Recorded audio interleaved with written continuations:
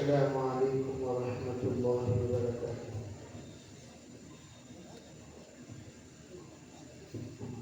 الحمد لله رب العالمين، نحمده ونستعينه ونستغفره ونؤمن به ونتوكل عليه، ونعوذ بالله من شرور أنفسنا ومن سيئات أعمالنا، ونعوذ بالله من شرور أنفسنا ومن سيئات أعمالنا، من يهده الله فلا مضل له ومن يضلله فلا هادي له، ونشهد أن لا إله إلا الله وحده لا شريك له، ونشهد أن سيدنا وسندنا ونبينا ومولانا محمدا عبده ورسوله، صلى الله عليه وعلى آله وأصحابه، صلى الله عليه وعلى آله وأصحابه، صلى الله عليه وعلى آله وأصحابه، وبارك وسلم تسليما كثيرا كثيرا. أما بعد، فأعوذ بالله من الشيطان الرجيم. بسم الله الرحمن الرحيم. ربنا لا تزغ قلوبنا بعد إذ هديتنا وهب لنا من لدنك رحمة إنك أنت الوهاب. وقال النبي صلى الله عليه وسلم: رب مبلغ أو عام سامع. وقال عليه الصلاة والسلام: ستنزل الفتن كالحصير. وقال عليه الصلاة والسلام: إنكم على بينة من ربكم ما لم تغلب فيكم سكرتان، سكرة الجهل وسكرة حب العيش. وقال عليه الصلاة والسلام: يرفع العلم برفع العلماء. وقال عليه الصلاة والسلام: فليبلغ منكم الشاهد الغائب. اللهم أيدنا بتأييدك، اللهم أيدنا بتأييدك، اللهم أيدنا بتأييدك يا رب العالمين. محترم معزز صدر جلسہ، قابل ذی افتخار حضرات علماء کرام، معزز ذمہ داران نظام، بزرگوں، بھائیوں، عزیز نوجوانوں، ہم لوگ اس وقت اتنی بڑی تعداد میں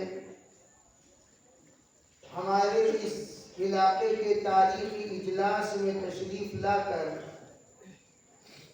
ایک اہم اور انقلابی فیصلہ لینے کے لیے اور اپنے پورے علاقے کو راہ راست پر لانے کے لیے اور اپنے آپ کو اس سعادت میں شامل کرنے کے لیے اور ہر طرح کے خیر وجود میں لا کر اس پر استقامت کے ساتھ جمنے کے لیے یہاں جڑے ہوئے ہیں. ہمارا یہ جڑنا انتہائی خیر انشاءاللہ ثابت ہوگا. بس اتنی نیت صاف ہونی چاہیے. ہمارا یہاں جڑنا کسی بھی نفسانیت کے تقاضے پر نہیں، کسی بھی ذاتی اعتبار سے تعارف اور تعاقب کرنے کے لیے نہیں، بلکہ تحفظ ایمان کے لیے، تحفظ قرآن کے لیے، تحفظ شریعت کے لیے، تحفظ دین کے لیے، تحفظ دعوت کے لیے ہم لوگوں کا یہاں پر جڑنا ہوا ہے. اس لیے یہ ذمہ داری کے اعتبار سے ہم میں سے ہر ایک اس بات کا احساس لے کر یہاں سے جانا ہے کہ ہم میں سے ایک فرد بھی اس بات کو سمجھنے کا، سمجھانے کا، بتانے کا اور خود سمجھنے کا، مکمل طور پر فہم حاصل کرنے کا مکلف ہے۔ اس لیے آپ حضرات کے سامنے میں ان باتوں کو بیان کرنے کی کوشش کروں گا جو ہمارے اسلاف نے، اکابر نے اوراق میں، اپنے بیانات میں، اپنے مذاکروں میں، اپنے محفلوں میں انہوں نے امانت داری کے ساتھ ہمیں جو باتیں سمجھائی، انہی باتوں کا مذاکرہ یہاں کیا جائے گا۔ عزیز دوستو، آپ حضرات دنیا کی تاریخ کو جانتے ہیں۔ جب سے اللہ نے دنیا بنائی اس وقت سے خیر و شر کا مستقل تصادم، تعاقب اور آپس میں تضاد چلتا ہوا آ رہا ہے۔ حضرت آدم علیہ السلام کو اللہ نے جب جنت میں بھیجا، اسی وقت سے حضرت کے مقابلے میں شیطان کھڑا ہو گیا۔ ابھی حضرت آدم علیہ السلام کوئی حرکت کیے نہیں، ابھی سانس لیے نہیں، ابھی حضرت آدم کچھ بولے نہیں، ابھی کوئی بھی ایکٹیویٹیز میں حصہ لے کر اپنے جذبات کو، خیالات کو، سوچ کو ظاہر کرے بغیر ہی جس وقت شیطان نے دیکھا حضرت آدم 60 ہاتھ لمبے کھڑے ہوئے ہیں تو وہ حضرت آدم کے اندر داخل ہوا۔ اندر داخل ہو کر معائنہ کیا، وجد جوفن، وجدہ جوفن، اس نے اندر خالی پایا، کھوکھلا پایا، تو فوراً یہ سوچا پھر تو میرے لیے راستہ آسان ہے، جہاں چاہے گھس سکتا ہوں، جو چاہے ورغلا سکتا ہوں، جیسا چاہے ہنگامہ کر سکتا ہوں، جیسا چاہے ان کا دماغ کے اندر وسوسہ ڈال سکتا ہوں۔ یہ سوچ کر وہ باہر نکل گیا، خوش ہو گیا۔ اور جب اس نے اندر خالی پایا، جیسے کبھی پتلا تھے، حضرت نبی اکرم صلی اللہ علیہ وسلم کو اللہ نے نبوت سے نوازا۔ جب پوچھا متى وجبت علیک النبوۃ یا رسول اللہ، حضور بتائیے آپ پر اللہ نے نبوت کس وقت لازم کی، آپ نبی کب بنے، آپ کو نبوت کب ملی، نبوت کی پہلی تاریخ کیا ہے؟ حضرت نبی علیہ السلام نے فرمایا کنت نبی وآدم بین الروح والجسد، مجھے اللہ نے اسی وقت نبی بنا دیا جب آدم علیہ السلام روح اور جسم کے درمیان تھے، یعنی جسم آدم بنا جا چکا تھا، روح آدم ابھی داخل نہیں کیا گیا، ان دونوں کے درمیان ایک فترت گزرا ہے۔ بعض علماء نے 40 دن، 40 ماہ، 40 سال کہتے ہیں، بہرحال جتنا بھی گزرا وہ فترت سے پہلے اللہ کے رسول علیہ السلام کو نبی بنا دیا گیا۔ تو میں یہ بتانا چاہتا ہوں، ایک طرف شیطان کی شیطانیت وجود میں آ رہی ہے اور دوسری طرف نبی کی نبوت وجود میں آ گئی ہے۔ اللہ یہ بتانا چاہتے ہیں، سنو، شر آئے گا، ہم اسی وقت کہیں نہ کہیں، کسی نہ کسی جگہ پر خیر کو پیدا کریں گے اور خیر ضرور رہے گا، چاہے خیر کم ہو، مختصر ہو، لمیٹڈ ہو، لیکن ہوگا ضرور خیر۔ اسی نے فرمایا کہ اعملوا آل داؤد شکرا وقلیل من عبادی الشکور۔ داؤد اپنے نسلوں کو بھی کہہ دو شاکر بنے، شاکر بنے، شاکر بنے، لیکن ایک بڑا مجمع میری نعمتوں سے مستفید ہوگا، لیکن شکر ادا کرنے والی جماعت بڑی مختصر ہوگی۔ اس لیے میرے عزیزوں بھائیوں، یہ جو تصادم ہے، تصادم، آپس میں ٹکراؤ، یہ ٹکراؤ پرانا ٹکراؤ ہے۔ ہر خیر میں شر پیدا کرنے والے ہمیشہ ہوتے ہیں۔ چنانچہ آدم علیہ السلام نبی بن کر تشریف لائے، ان کے اولاد میں حابیل و قابیل دو تھے۔ حابیل و قابیل، اللہ تعالیٰ نے ایسا سسٹم بنایا تھا، آدم علیہ السلام کے صبح ایک لڑکا اور لڑکی پیدا ہوتے، شام کو ایک لڑکا اور لڑکی، یعنی وہ کتنا بڑا دن تھا وہ اللہ جانے، وہ کتنا لمبا دن تھا وہ اللہ جانے، وہ کتنے مہینوں کا دن تھا، وہ کتنے عرصے کا دن تھا، وہ کتنے اوقات کا دن تھا، وہ اللہ ہی جانتے ہیں۔ لیکن کتابوں میں یہ بات واضح طور پر ہے، صبح ایک حمل سے لڑکا اور لڑکی پیدا ہوتے، شام کی ایک حمل سے لڑکا اور لڑکی پیدا ہوتے۔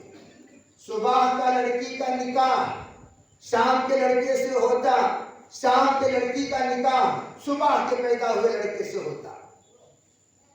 اب اسرائیلی روایت اس کو کہتے ہیں کہ ایک اندازے سے جو باتیں لوگوں تک پہنچی ہیں نبیوں کے ذریعے سے، اس کو بیان کرتے ہوئے سندوں کا اتنا خاص طور پر اسرائیلی روایتوں میں اعتبار نہیں کیا جاتا، لحاظ نہیں کیا جاتا۔ اور اللہ کے رسول نے فرمایا جن باتوں کا عقیدے سے کوئی تعلق نہیں اور وہ اسرائیلی روایت ہے، آپ نے اجازت دی، حدثوا عن بنی اسرائیل ولا حرج، ارے بنی اسرائیل کی باتوں کو ذکر کرو واقعات کے اعتبار سے، اس میں کوئی حرج نہیں اگر اس میں عقیدے کی کوئی بگاڑ نہ ہو تو کیا ہوتا تھا؟ یہ جو صبح و شام معاملہ ہوتا، اس میں حابیل و قابیل، حابیل کے ساتھ جو پیدا ہوئی وہ بہت خوبصورت تھی، قابیل کے ساتھ جو پیدا ہوئی وہ ذرا خوبصورتی میں کم تھی۔ قابیل یہ نہیں چاہتا تھا کہ حابیل کے ساتھ جو پیدا ہوئی ہے اس سے میں نکاح کروں، کیوں؟ اس کا حسن میں ذرا کمی تھی۔ وہ یہ قابیل یہ چاہتا تھا کہ میرے ساتھ جو پیدا ہوئی ہے، جو حابیل کی جوڑی دار بننے والی ہے، وہ زیادہ خوبصورت ہے، میں اسی سے نکاح کروں، یعنی اپنی بہن سے۔ خیر بہرحال ہنگامہ ہوا، گلاٹا ہوا، قابیل نے حابیل کو قتل کر دیا۔ میں یہ بتانا چاہتا ہوں اس زمانے میں الذی یوسوس فی صدور الناس، نبی کی اولاد حابیل و قابیل، ان کے دلوں میں وسوسہ پیدا فرما کر انہی کو لڑا کر انہی میں ایک کو قاتل بنا کر اور ایک کو مقتول بنا دیا، اور اتنا شرمندہ ہوا قابیل، اتنا شرمندہ ہوا، لاش کو لے کے گھومتا تھا ادھر ادھر، دائیں بائیں، آگے پیچھے، آخر میں لاش کو کیسا دفن کرنا چاہیے یہ کوے نے سکھایا اس کو۔ ایک مردہ کوے کو کوے نے اپنے چونچ سے زمین کھود کر اسے دفن کیا، تب اسے پتا چلا انسان کو کیسے دفن کیا جاتا ہے۔ اس نے بھی زمین کھود کر پھر حابیل کو دفن کیا۔ الغرض میں یہ بتانا چاہتا ہوں خیر اور شر ہر زمانے میں رہا، چنانچہ جناب محمد رسول اللہ صلی اللہ علیہ وسلم کا زمانہ آیا، منافقوں کی ایک جماعت پیدا ہو گئی، اور وہ جماعت کا مقصد کیا تھا؟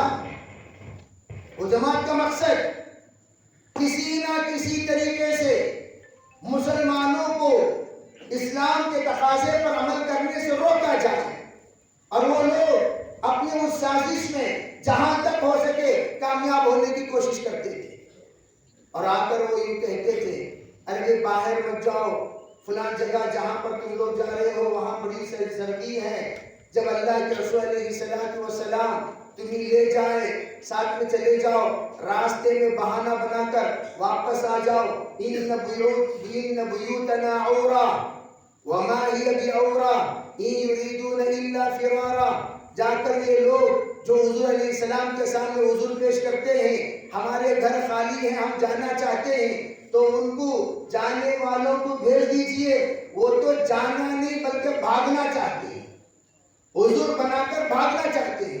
تو اس طرح منافقوں کی ایک جماعت اسلام کو تباہ کرنے کے لیے مستقل سرکار کے زمانے میں پیچھے پڑی گئی، اور اس وقت 4 طرح کے حملے ہوئے۔ سب سے پہلا حملہ حضور کے زمانے میں نبوت پر ہوا، اسود عنسی، مسیلمہ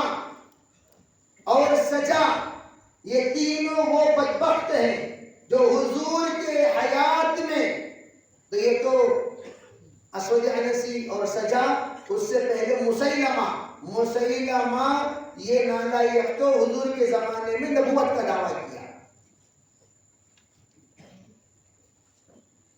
نبوت کا دعویٰ، اور اس نے آپ سے پہلے لوگوں کو جمع کر لیا اور اپنی نبوت کی باتیں الٹی سیدھی کہتا رہا اور کہہ کر کچھ لوگوں کو جمع کیا۔ بہرحال اللہ رب العزت نے وحشی کے ذریعے سے اسے جہنم رسید کیا،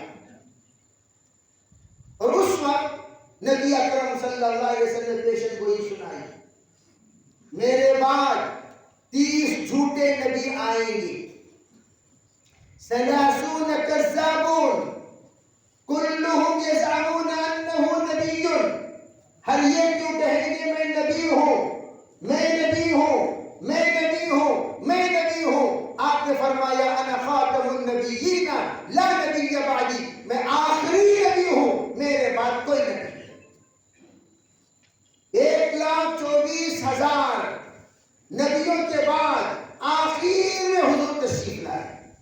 جب حضور تشریف لائے خاتم النبی بن کر، تو حضور علیہ السلام نے تمام اپنے امتی کو نبوت، آپ تو تا قیامت نبی ہے، ذرا توجہ سے اس بات کو سمجھنے کی کوشش کریں، آپ تا قیامت نبی ہیں، اور آپ کی نبوت جب سے آپ تشریف لائے اس وقت سے لے کر اس کی ویلیڈیٹی قیامت کی صبح تک ہے، قیامت کی صبح تک حضور نبی، اور آپ علیہ السلام کی نبوت، آدم علیہ السلام جب مٹی کے درمیان تھے، پانی اور مٹی، روح اور مٹی، اسی وقت اللہ نے نبوت عطا فرما دی۔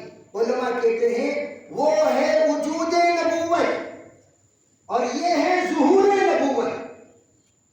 جب آدم علیہ السلام بین الماء والطین تھے، بین الروح والجسد تھے، وہ ہے وجود نبوت، اور اللہ کے رسول نے خاتم بن کر، مہر بن کر تمام نبیوں پر مہر لگاتے لگاتے لگاتے لگاتے آخر میں خود مہر لے کر تشریف لائے۔ چنانچہ حضور کے پیٹھ کے پیچھے مہر نبوت پائی جاتی تھی، اس مہر خاتم النبیین کی مہر، خاتم النبیین کی علامت، وہ علامت لے کر حضور تشریف لا کر امت کو بتا دیے میں بعثت الی کافۃ للناس بشیرا ونذیرا، تمام لوگوں کے لیے بشیر بن کر نذیر بن کر تشریف لایا ہوں۔ اب میری ذمہ داری ہے پورے عالم کے لوگوں کو اسلام کی طرف متوجہ کرانا، توحید کی طرف متوجہ کرانا، کلمے کی طرف متوجہ کرانا، اللہ کی طرف متوجہ کرانا، تمام آخرت کے احوال کی طرف باخبر کرنا اور قبر کے احوال کو بتانا، یہ سب ذمہ داری میری ہے۔ چنانچہ آپ تشریف لائے اور تشریف لا کر اپنی نبوت تامہ کا امت کے سامنے پیغام دیا۔ اب جناب آپ جب پورے عالم کے لیے تشریف لائے، سرکار تو پورے عالم گئے نہیں، پورے عالم نہیں گئے، کہاں گئے؟ صرف حجاز کے اندر تھے، وہ بھی پورا عرب آپ پھر نہیں سکے، پورا عرب آپ جا نہیں سکے، پورا عرب آپ سفر کر نہیں سکے، جتنا آپ کے بس میں تھا آپ نے سفر کیا۔ سفر کرنے کے بعد اپنے شاگردوں کو تیار کرایا، صحابہ کی شکل میں اپنے مریدین کو تیار کرایا، صحابہ کی شکل میں اپنے معتقدین کو تیار کرایا، صحابہ کی شکل میں اپنے عشاق کو تیار کرایا، صحابہ کی شکل میں اپنے مصلیوں کو تیار کرایا، صحابہ کی شکل میں اپنے سامعین کو تیار کرایا، صحابہ کی شکل میں اور اپنے ساتھیوں کو تیار کرایا، صحابہ کی شکل میں۔ صحابہ حضور کے لیے سب کچھ تھے، حضور نے تیار فرما کر ایسا نمونہ بنایا، ایسا نمونہ بنایا کہ پورے کے پورے صحابہ حضور کے کلر زراعت کاپی بن گئے، کلر زراعت۔ آپ نے فرمایا سنو، پرسوں میں ایک مرکز میں سیرت پاک کی تعلیم کی جائے گی، اعلان پر گفتگو کرتے ہوئے کہا سیرت پاک کیوں کہتے ہیں؟ کیوں کہتے ہیں؟ اس لیے کہ سیرت صرف اللہ کے رسول کی پیدائش سے لے کر وفات تک کا نام نہیں ہے، سیرت حضور کے معمول صفات، حضور کے کیفیات، حضور کے احوال، حضور کے خلوت و جلوت، حضور کے شب و روز، اس کا نام ہی سیرت نہیں، بلکہ اللہ کے رسول علیہ السلام نے سیرت کو سمجھنے کے لیے 1,24,000 نمونے کو بنایا۔ یہ 1,24,000 کون؟ توجہ، 1,24,000 انبیاء، 1,24,000 صحابہ، یہ دونوں میں گنتی میں موافقت کیسے، ایکساں کیسے، برابری کیسے؟ ہمیشہ یاد رکھو، یہ کہ اتفاق سے برابر ہونا، یہ کہ توفیق سے برابر ہونا۔ اتفاق الگ چیز ہے، توفیق الگ چیز ہے۔ اللہ نے توفیق دی صحابہ کو، جیسے کہ ابن مسعود کہتے ہیں انتخبهم اللہ لصحبت نبی ولخدمت دینی، صحابہ بنے نہیں، صحابہ صحابیت کے لیے چنے گئے، بنے نہیں، چنے گئے۔ اللہ نے چنا، اللہ نے سلیکٹ کیا، هو اجتباکم، اللہ نے ان کو چنا، چننے کے بعد ایسے صفات 1,24,000 صحابہ، 1,24,000 انبیاء کی صفت جو حضور کے اندر جمع تھی، آنچ خوبہ ہما دارن تو تنہا داری، وہ پورے صفات اللہ کے رسول نے 1,24,000 صحابہ میں تعریف فرمایا۔ اور پھر 313 رسول، 313 بدرین، اس میں اتفاق کیسے بھائی؟ یہ بھی اتفاق نہیں، توفیق ہے۔ 313 رسولوں کے صفات اللہ نے 313 بدرین میں منتقل کرایا، سرکار کے وسیلے سے، سرکار کے واسطے سے۔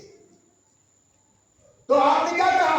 اصحابی النجوم،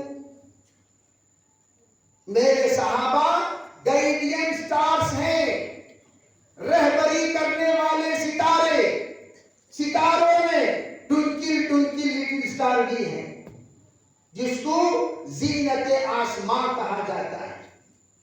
یہ آسمان کی زینت، اسے ٹونکل بلنکنگ ان کا کام ہے، بس وہ ٹونکل یعنی وہ چمکتے رہیں گے، چمکتے رہیں گے، جگمگاتے رہیں گے، اس کا علاوہ کوئی اور کام نہیں ہوتا۔ لیکن ستاروں میں کچھ ستارے وہ ہیں جو رہبری کرتے ہیں، جس کو اس زمانے کے راہ دکھانے والے، راستہ بتانے والے، اس زمانے کے جتنے رہبر ہوا کرتے تھے وہ بتاتے تھے جناب آپ کو کہاں جانا، اردن جانا۔ وہ ستارے کو دیکھتے ہوئے چلیے، چلتے چلتے چلتے جب وہ ستارہ آپ کے سر پر آ جائے سمجھو کہ اردن کے قریب آپ پہنچ چکے ہو۔ آپ کو کہاں جانا؟ ملیشیا جانا۔ وہ ستارے کو اپنے رہبر بنا کر چلتے رہو، جب وہ ستارہ آپ کے سر پر آ جائے گا سمجھو کہ آپ ملیشیا کے قریب پہنچ چکے۔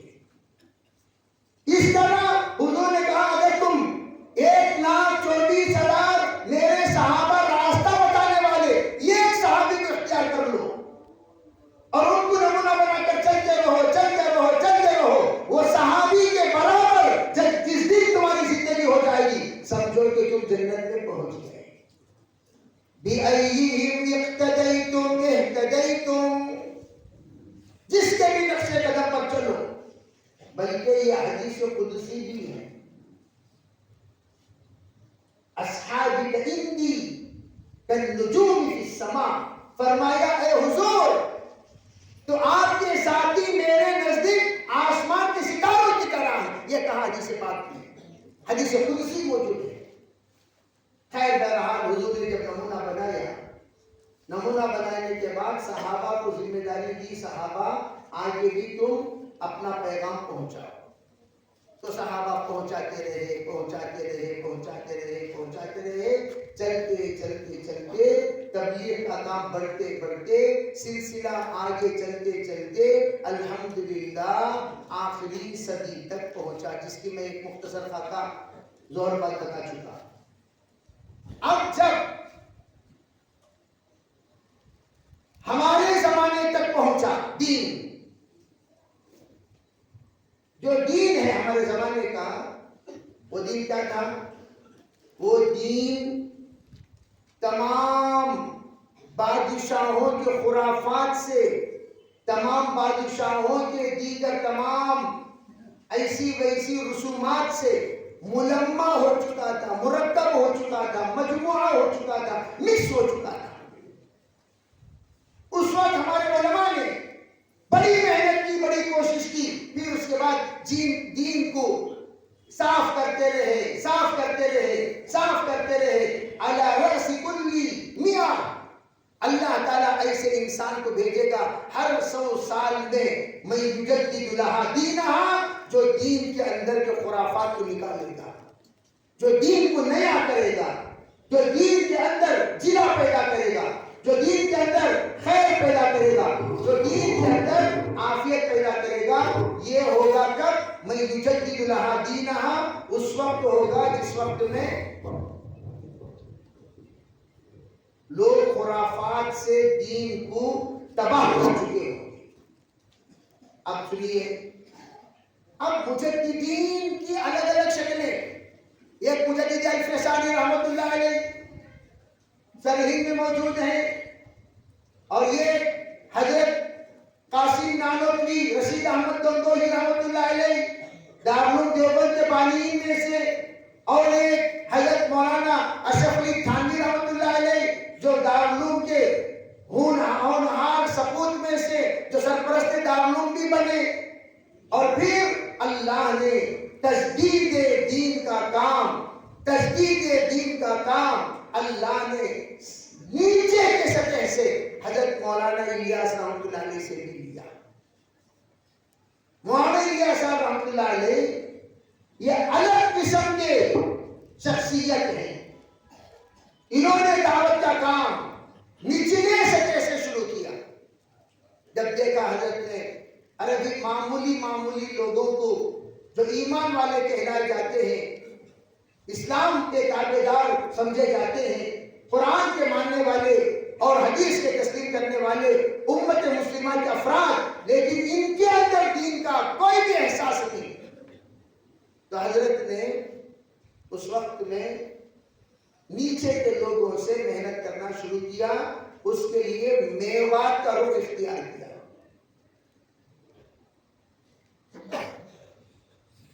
میوات کا رخ کیوں اختیار کیا؟ دیکھیے، حضرت مولانا اسماعیل صاحب کے جو ان کے والد تھے، وہ سفر کرتے تھے میوات۔ بہت سارے حضرت کے مریدین میوات میں رہتے تھے، اور وہ مریدین حضرت سے اتنے تعلقات والے تھے، جب حضرت وہاں سفر کرتے بہت سارے آتے، بیٹھتے، دین کی بات سنتے، بیعت کرتے، نماز پڑھتے، اور ساتھ و ساتھ حضرت کے لیے ہدیہ بھی دیتے تھے۔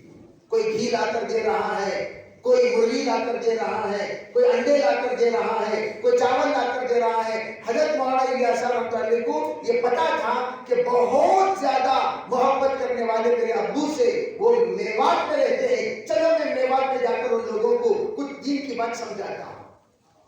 جب حضرت گئے دین کی بات سمجھانے کے لیے، وہاں جا کر دین کی بات سمجھانے لگے، وہاں بھی کچھ لوگوں نے حضرت کے ساتھ گستاخی کی۔ وہ ایک تفصیلی واقعہ ہے، حضرت نے صبر کے ساتھ، پیار کے ساتھ ان کو برداشت کیا، اور برداشت کر کے ان کو دین کی بات سمجھایا کرتے تھے۔ یہاں تک کہ ابتدائی زمانے میں دین کی بات سننے کے لیے حضرت پیسہ دے کر سنایا کرتے تھے۔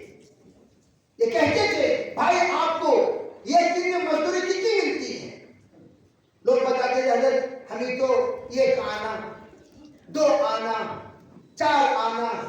تو فرماتے، بھائی اگر میں 4 آنے دوں، پورا دن میرے پاس رہو گے؟ کہا جی ہمیں تو پیسوں سے مطلب ہے، کیوں نہیں رہیں گے؟ تو حضرت لے آتے، مسجد میں بٹھاتے، اور ان کو دین کی بات سمجھاتے۔ جب نماز پڑھاتے، وضو سکھاتے، کلمہ سکھاتے، نماز سکھاتے، پھر جب جاتے 4 آنے دے کر واپس بھیجتے تھے۔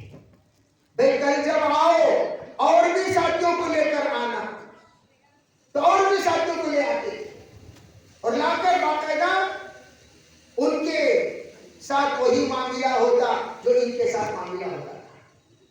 خیر الحمدللہ کام چلتے چلتے اللہ تعالیٰ نے ایک ایسا نظام بنایا کہ مرکز میں لوگ آنا جانا شروع ہوئے۔ اس وقت مولانا الیاس صاحب رحمۃ اللہ علیہ نے اپنا کام کرتے ہوئے یہ سوچا میں جا کر اس کام کو علماء کے سامنے پیش کروں، علماء کو بتاؤں، علماء کو دکھاؤں کہ میں جو کام کر رہا ہوں اس کام کی نوعیت یہ ہے، کیا اس طرح کام کرنے میں آپ حضرات مجھے ساتھ دیں گے؟ اب جا کر پورے علماء کرام کے سامنے دارالعلوم دیوبند گئے، سہارنپور گئے اور لکھنؤ گئے، دیگر تمام اکابرین کے پاس پہنچے، رائے پور جاتے تھے اور وہاں سے میرٹھ آتے تھے، اور جتنے جہاں جہاں بڑے بڑے علماء اس زمانے کے ہوتے تھے ان سب کے پاس جاتے تھے اور جا کر اپنا کام پیش کرتے تھے۔ اس طرح کا کام میں شروع کیا ہوں، اس طرح کا کام میں کرتا ہوں، لوگوں کو جماعتوں میں بھیجتا ہوں، 3 دن کے لیے نکالتا ہوں، ان کو تعلیم کراتا ہوں اور نماز سکھاتا ہوں، روزہ سکھاتا ہوں، حج سکھاتا ہوں، چھوٹی چھوٹی باتیں، حج کرنا فرض ہے، روزہ رکھنا فرض ہے، زکوٰۃ دینا فرض ہے، نماز پڑھنا فرض ہے، وضو کے 4 فرائض ہیں، اس طرح کی بنیادی باتیں سکھا کر ان کے اندر دین کا احساس پیدا کرتا ہوں۔ پھر اس کے بعد ان لوگوں کو واپس بھیجنے کے بعد کہتا ہوں جاؤ بھی جا کر اپنے علاقوں میں کام کرو، اور کام کرنے کے بعد کچھ لوگوں کو پھر 3 دن کے لیے نکالو، 40 دن کے لیے نکالو، اس طرح کا ایک نظام ہے میرا۔ اس وقت بزرگوں نے کہا ارے بھائی آپ کا کام تو بہت اچھا ہے، لیکن 40 دن لوگ چھوڑ کر نکلیں گے کیسے؟ تو حضرت نے فرمایا بس آپ دعا کریں، محنت میں کروں گا۔ حضرت مدنی رحمت اللہ علیہ اتنا متاثر تھے مولانا الیاس رحمۃ اللہ کی محنت سے، تو حضرت مدنی فرمایا کرتے تھے آپ امت کی دین کی فکر کریں، میں امت کی دنیا کی فکر کرتا ہوں۔ آپ امت کے باطن کی فکر کریں، میں امت کے ظاہر کی فکر کرتا ہوں۔ آپ امت کے شریعت کی فکر کریں، میں امت کی سیاست کی فکر کرتا ہوں۔ دونوں میں عجیب رشتہ جماعت اور جمعیت میں۔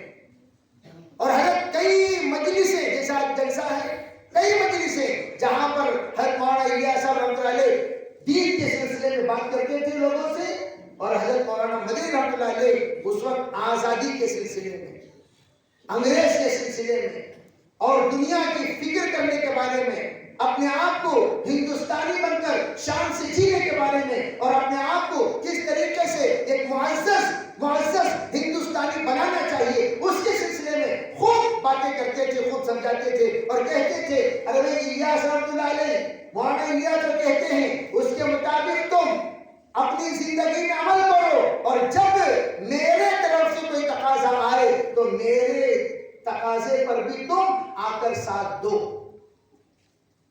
ایک مرتبہ حضرت مدنی کے اسفار میں یہ بھی بات لکھی گئی ہے، حضرت مدنی کوئی مالدار شخصیت تو تھے ہی اپنے زمانے میں، لیکن دین کے لیے جس طرح الیاس رحمۃ اللہ علیہ خرچ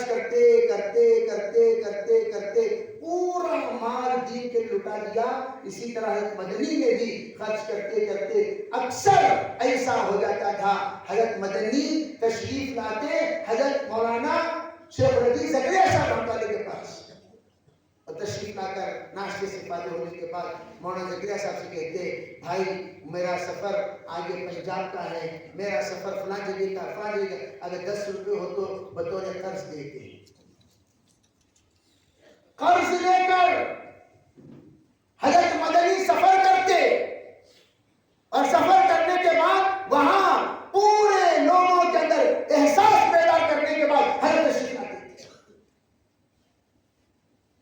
جمعیت کا کام ہو یا جماعت کا کام ہو، بڑی قربانی سے چلا ہے۔ اور حضرت مولانا الیاس رحمۃ اللہ علیہ تائید لیتے تھے انفرادی طور پر، ہر بات کی تائید۔ اس زمانے میں 6 نمبر، اور اس زمانے میں تبلیغی نصاب، اس زمانے میں 3 دن 40 دن کا نظام، اور اس وقت یہ بات کہی جاتی تھی ارے بھائیو تم لوگ جاؤ، اور جانے کے بعد وہاں کے مقامی علماء کے پاس بیٹھ کر اپنا قرآن درست کرو۔ خود بیٹھ کر درست کرنے کی اجازت نہیں تھی، جیسے کہ ہم خود بڑھ جاتی پورے البوڑا بیٹھ کو آپس میں ایک صاحب کہنے لگے کہ بھئی ایسا بھی پڑھ سکتی، ایسا بھی پڑھ سکتی، جیسے ان سے پوچھا گیا انعمت علیہم، کسی نے کہا انمتا علیہم ایسا بن گیا. دونوں پڑھ سکتے ہیں جائے. انعمتا پڑھنا کوئی ضروری نہیں, انمتا پڑھ رہی وہ بھی صحیح ہے. انمتا